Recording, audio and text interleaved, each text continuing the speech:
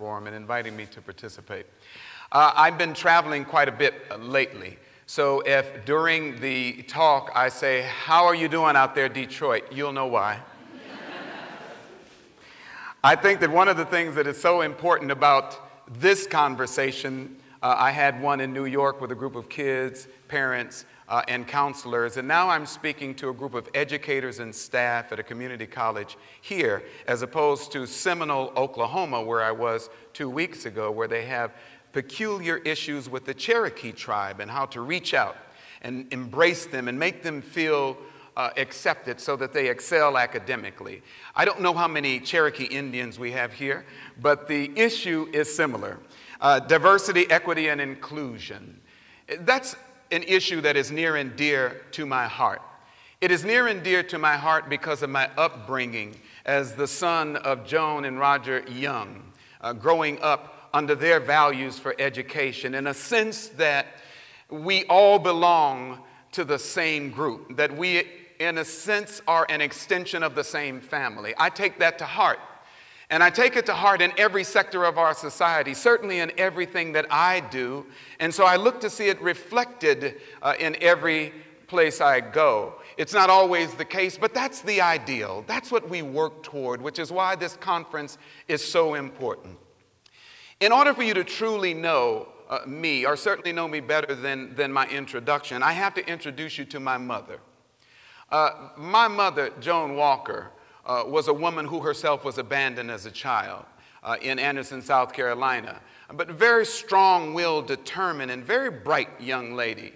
She went to school until the 8th grade, and then she had to be transported to Washington, D.C. because her mother was dying.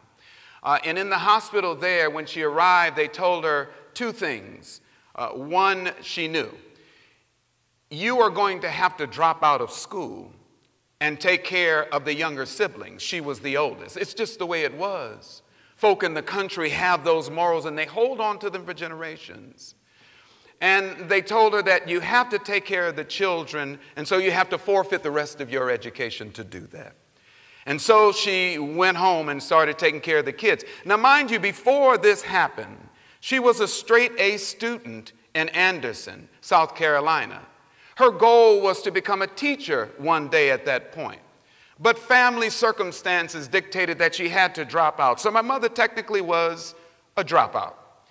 She got married, met a handsome man named Roger Young in Washington, D.C., and they started a family. From them, 7 children came. I am the third from the top. And those 7 children all got together and squeezed into an old Model T Ford with a hole in the bottom, gas fumes coming up all the way, and traveled 3,000 miles across the country heading west for better times when my father's job dried up. So that's how we got to Los Angeles. When we got to Los Angeles, my mother said, I have to start working. She applied for jobs. She's a dropout. And the only job that she could get was as a maid. So I have to tell you, my mother was by profession a maid. She used to go to folks' houses and clean them, sweeping and mopping floors, cleaning walls, toilets, bathrooms, you know the drill. But she never stopped believing in the power and the value of education. And so to her children, she passed on this value. When my mother would come home, she would rest for about 5 minutes.